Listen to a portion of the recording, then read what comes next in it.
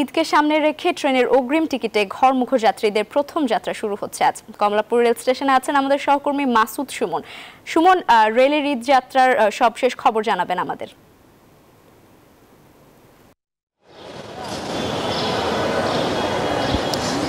আপনারা জানেন যে আজ 10 তারিখ ঈদ ধরে রেলওয়ে কিন্তু টিকিট বিক্রি করেছে গত 24 মার্চ থেকে।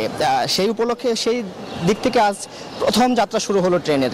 আমরা সকালবেলা দেখেছি তুলনামূলক ভিড় বেলা বাড়ার সাথে সাথে কিন্তু প্রচুর ভিড় বাড়ছে। আমরা ট্রেনের শিডিউলটিও দেখেছি, কিছুটা শিডিউল বিপর্যয় ঘটেছে। আমরা সকাল 6টার যে ট্রেন ছিল বা ধূমকেতু এক্সপ্রেস, সেটির 30 মিনিট পরে ছেড়েছে। এছাড়া কক্সবাজারের যে পর্যটন এক্সপ্রেস ছিল সেটি 5 মিনিট লেট করেছে।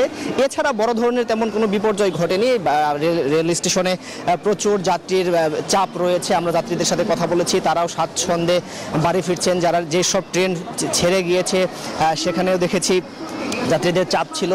আজ আপনাদের জানিয়ে রাখি যে এবারে কিন্তু প্রথম 7 দিন আগে টিকিট ছেড়েছে রেলওয়ে।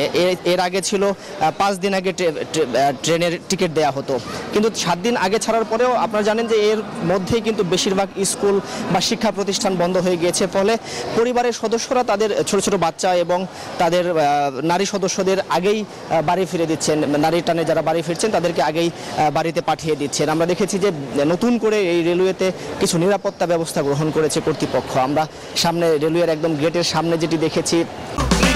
এই ঈদে দেশ জুড়ে কেনাকাটার ফুর্তি হবে শুধু বিকাশে, সাথে ডিসকাউন্ট কুপন, ইনস্ট্যান্ট ক্যাশব্যাক।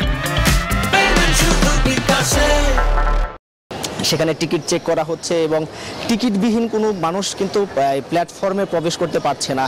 এবং নিরাপত্তার ক্ষেত্রেও বিশেষ ব্যবস্থা গ্রহণ করছে কয়েকটি বাহিনীর নিরাপত্তা চেকপোস্ট বসানো হয়েছে। সব মিলিয়ে বলা যায় এখন পর্যন্ত ট্রেনের আজকের যে প্রথম যাত্রাটি সেটি সুষ্ঠুভাবে যাচ্ছে এবং যাত্রীরাও সন্তুষ্ট ট্রেনের এই যাত্রায়। ধন্যবাদ সুমন আপনাকে।